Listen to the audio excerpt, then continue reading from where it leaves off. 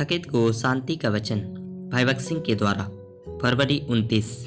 अपने मार्ग की चिंता यहोवा पर छोड़ और उस पर भरोसा रख, वही पूरा करेगा। भजन संहिता 37 उसका 5 पद। हमें कभी भी यह नहीं सोचना चाहिए कि कहीं भी जाने से पहले या कोई भी काम करने से पहले प्रार्थना करना समय की बर्बादी है।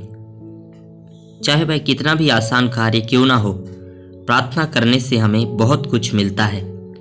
चाहे हम किसी कमरे में झाड़ू लगाते हों या बर्तन धोते हों या कोई जटिल तकनीकी काम करते हों, अपने प्रभु की ओर देखना और प्रार्थना के कुछ शब्द अर्पित करना अच्छा है।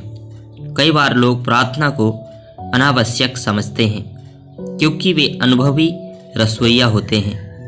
यदि उनका यही रवैया रहेगा तो हो सकता है कि आवश्यक सामग्री का उपयोग करने पर भी भोजन स्वादिष्ट ना बने।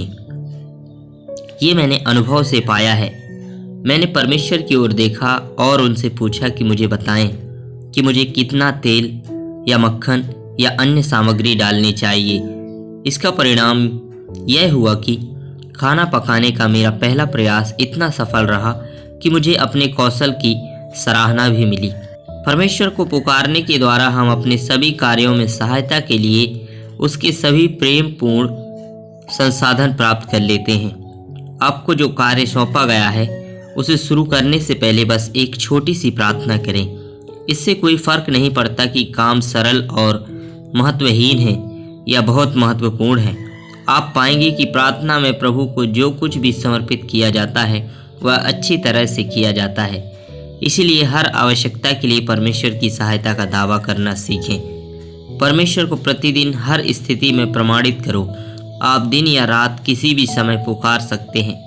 चाहे आप कितनी भी बार उनके पास जाएं, वह कभी नहीं डांटेंगे और ऐसा नहीं कहेंगे कि आप इस विषम समय में क्यों आए हैं या आप इतनी बार आकर मुझे परेशान क्यों करते हैं। बहुत से लोग कहेंगे कल या परसों आना, लेकिन परमेश्वर आपको कभी निराश नहीं करेगा।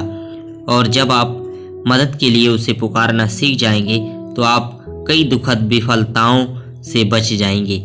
परमेश्वर छोटी छोटी चीज़ों में भी रुचि रखते हैं। हम इसे इस घटना से देखते हैं जब पतरस को जेल से छुड़ाया गया था। प्रेरितों के काम 12 अध्याय 3 से 10 पद।